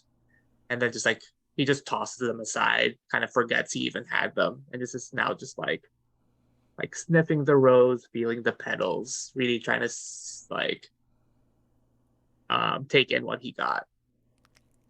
You're taking in what you have, but you didn't notice after you kicked off your shoes that your feet have become misshapen in that they are longer. The toes have merged, so maybe there's only like 3 toes, and maybe they've grown some fur on them, and they are in a bent position where it's not how a normal foot should look. Too big, too long, and bent awkwardly. Everyone sees this, so everyone make a ruin roll, please. Ooh. Is that a condition I'm taking, Mads? Like weird feet? Or Yes. yeah. Okay. No. No, right? I mean, everybody's keeping it together, I think. Yeah, if I read that right. Yeah, Bozoba, Bozoba will look down. Where were you hiding those? Oh, huh. I haven't taken off these shoes in a while. Guess they're a bit different now. And he like wiggles the three toes on it. Mm-hmm. Orlen, when you see this, not only are you keeping it together, but you notice that the prickling has increased to an unbearable level. Yeah, I think I need to like fade back and see what's going on there. Okay. Do you take off your sleeve? Sure. You notice that where the snake had bitten, that a strange rash has begun. But it's not a regular rash where it's like, red bumps, harsh itchiness. It is literally where thorns are starting to sprout from your skin, radiating from that bite. Could be worse. Could be a prey animal.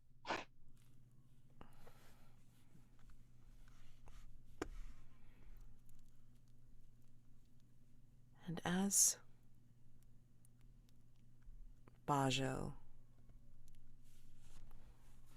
looks at the rose, there is a scent to it, Baso. There's something that reminds you about the swirling court.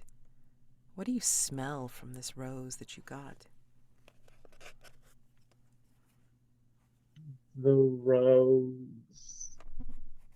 smells like a very sweet wine.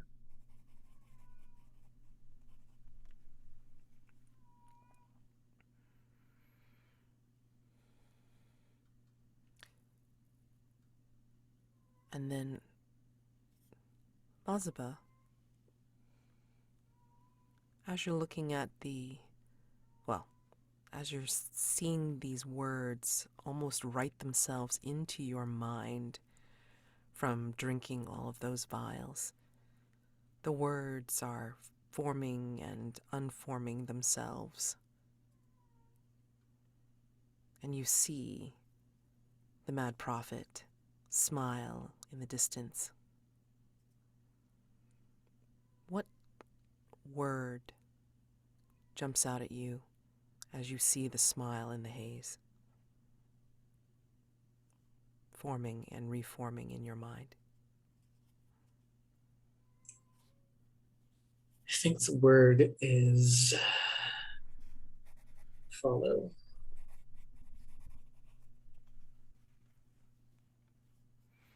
Mahera, you see on this bush that Baso had climbed up, got the rose as his prize. Do you see any temptations in the emerald leaves or the other silver roses that sit on this fountain?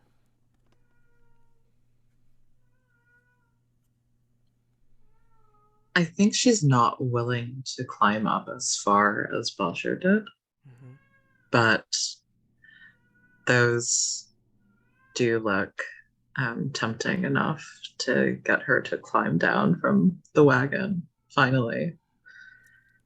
And she does so very gingerly, perhaps, calls Bozoba over to sort of lend her a hand to get down, as though she can't do it herself. She absolutely can. Yeah, he'll totally. When you ask, he'll of course. What's a friend for? And he'll start to scurry in the direction where she's directing him towards. Bozoba, can you grab that one for me? And she points to one that's not quite as high up as the rose that Bajo picked, but one would have to, or Mahera would have to get on her tiptoes. She's very small though. Yeah, he'll stand on his tiptoes, but because he's maybe not abnormally tall, but very, very tall, he'll stand on his tiptoes and then reach down in this weird manner, and then return and then squat down to Mahera's height and present the flower to her. Mahera turns the flower over in her hands, like watching it kind of glisten in the light. And I think she says to Bozoba, you know, those cocoons you were picking earlier, they didn't look anything like stars. And we see like the way the flower is shining sort of does look a little ethereal, like a constellation of light reflecting. I've seen stars all over this place. I mean, look at the water. You see stars in there too. And look at her. Look at Orlen's hair. There's stars in that as well. And it's probably just dandruff. I don't think you've seen real stars. Not unless you've been out on the ocean. But maybe after the prophet tells me what he needs to tell me, I'll go there. You'll like it. Like diamonds and black velvet. I made a hat out of black diamonds and black velvet once. It was one of my favorites. Mahera, do you think that this rose would be enough to bribe the justiciars? It's a lot, but it's not enough. Her crimes are numerous.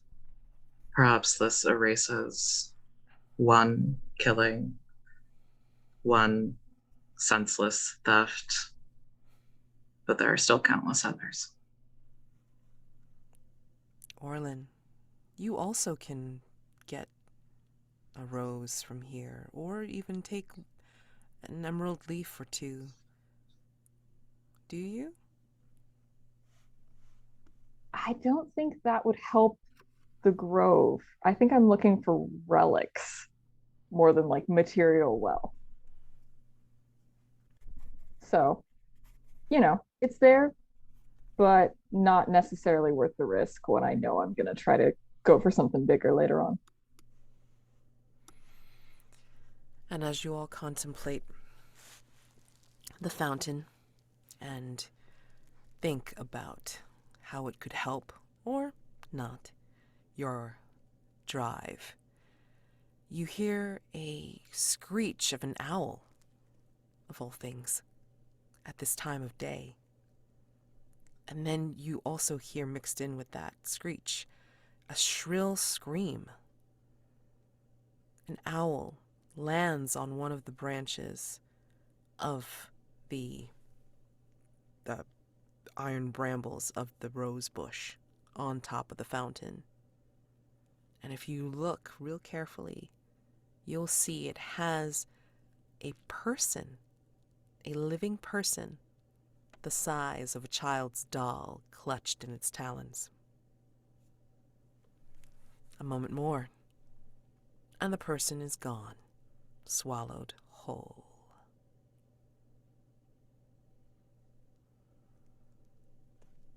So ends Ring 2.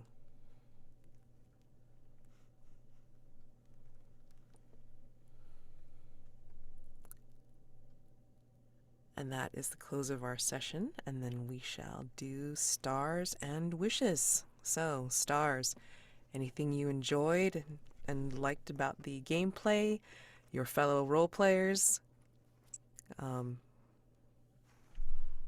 and the wishes, of course, for what you'd like to see for next time. Oh, okay. No, it's fine. I really star for the incursion itself because I like the very whimsical take on like a Trophy Dark incursion. The last one I played was Gift of the Sea, which is a much more like subdued, very like shadowy feeling kind of horror, and this definitely felt like much more much more colorful than that, which is like fun to interact with. Um, Star to Orlen. I really like there has to be like one pretty like pragmatic character almost, and it's like it really is good to like play off that. Um, and I liked how Bozoba. I feel like it's like a really good echo of our work board game, because in that game you're like you played a character that's like very similar to like Bajo and archetype, and I had the more like aristocratic character, even though he didn't last very long. So I like that like switch between us as role players to see how that played off. And like Mahera, I really like um the spell descriptions were very in depth and really cool. And really incorporated like your skill set, which is really nice. And wish for next time. I just want to know what's up with Elise. Yeah, it's like one of the big questions I have. Just, I don't know.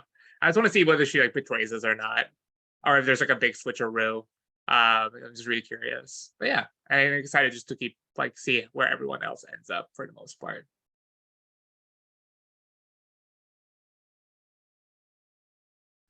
I was going to invert that. I thought stars for everybody for like making similarly batshit characters to go with the sort of batshit setting. I thought that was really great. And the fact that it's like different levels and types of insanity a little bit is super fun. Do you have a wish for next time? Yeah. Wishes, I'm hoping we get to trap the rabbit, but we'll see. Yeah, stars for this general star for the incursion. I obviously like I like dark, and I like it doesn't have a lot of these kind of darkly whimsical fairy tale kind of incursions. Witchwood is the only one that comes to mind, and I really like that one. And so getting to play this has been really fun. I also have a personal affinity for Alice in Wonderland, and through the Looking Glass, my half sleeve is actually Alice inspired, and so it's just exciting to get to be in engaging with the world, but also in this kind of dark trophy way. I like that, as Paul said, I like that Orlen is sort of the that's not necessarily the voice of reason, but the most down to earth out of all of us, the person who seems to be not the least ambitious, but like the least likely to destroy themselves or destroy other people for their goals. And so my wish is attached to that, is to see how the forest breaks them of that. I always love Paul's characters. They're always very very endearing, and similarly, my wish is to see him broken. Mahera, a queen, I stand, and I like that it kind of echoes. There's that early echo of Mahera's queenliness against like the Bandit Queen, and like echoing the Red Queen, or the Queen of Hearts rather. And so that's been fun to watch, and my wish for in that regard isn't necessarily to see how it breaks her, because I think that she's already, she's a little bit out there as it is, but to see what she's willing to do to get to her goal, to get to the center of the forest, she needs to get out, because she's obviously the most ruthless of us, and it's going to be exciting to watch. And Star for you, Mads, I know that you're not as familiar with the system, and I think that you've talked about your own pacing in the past. I think that you ran a tight ship tonight, and I think that it was very good in that regard. And I always love the voice work that you do. And yeah, my wish is just to see the horror ramp up, and to see like how more of these Wonderland tropes and archetypes get pulled in. Another star was the Mad Prophet kind of, and I don't know if it's written in the incursion, but if the Mad Prophet being sort of this like Cheshire cat that Bozoba is following. That's a nice little echo to the books. Yeah, just wanting to see more horror and to see how we destroy ourselves in the process.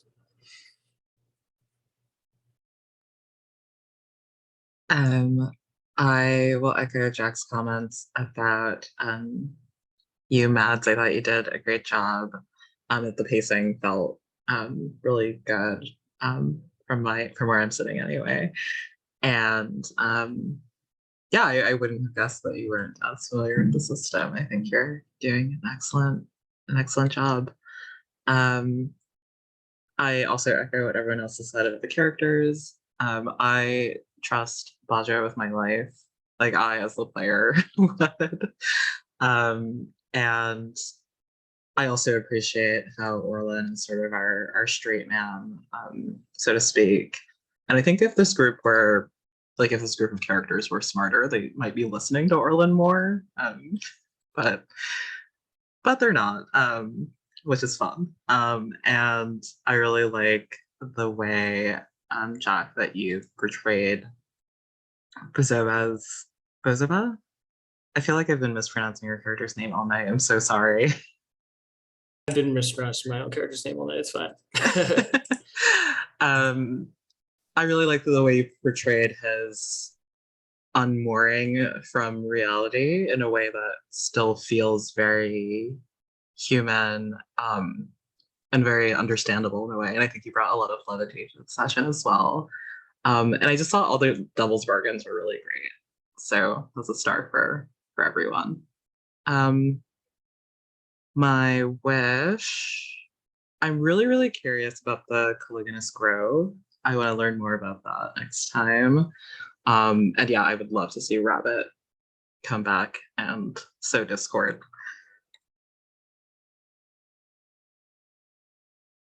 Oh, and then my stars, of course, are for all of you. I mean, leaning into your, your characters and the ways that you know how. I mean, I'm used to playing with Jack and Paul and Elle. It's like, I know we've only played a couple of times, or I should say, played once, ran play test with you once.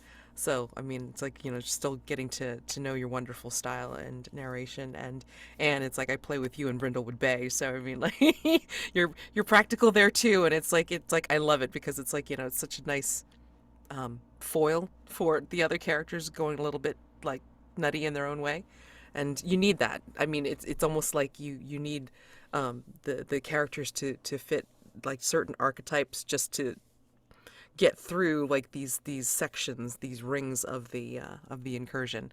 And I mean, like, a general wish is just to see how you go out, because as we well know, rolling in Trophy Dark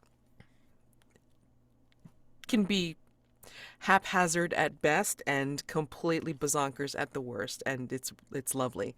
So I think you've pretty much seen like the main roles that we do in this game tonight, and being not familiar with the system before, and yeah, I mean, like, just want to see more ruin, more reduction going on, and then when we do the contest roll, that will be even more fun for later on. So that will be my wish for seeing for next time, and again, like, all the stars that everyone has said so far, I mean, I totally agree with. I appreciate the character work so much, and I appreciate you for all letting me run this incursion for you. So, yeah, wish for next time. It's like, you see how ruined you get. Yeah, that's my other wish, is to get to 6 ruin, because I'm dedicated to it. So I got to put myself in more danger next session. Yeah. So I'm only at 3 right now. I mean, it's got to start throwing like more things to make the Exactly, make that's what I'm world saying. stranger. Like I rolled the only risk roll I took, I did like got like a 6. So like, damn. Yeah, like you did fine. I mean, that was Yeah. all great, but you didn't get ruined. I'm like, oh man. So pushing all the way to 6 next time. gotta push the strangeness more. I was like, yeah. I mean, can definitely feel the improvement happening, but as Paul says, it's like, just keep doing it. Practice. So, and I have been. And yeah, so hope you guys had fun, and then we will continue on with the horror, the ruin, and the strangeness for next week, to finish out Rosenwald. All right, so you guys have a great night, and then I will see you, well, next time I see you. Okay. See you guys. Thanks, everyone.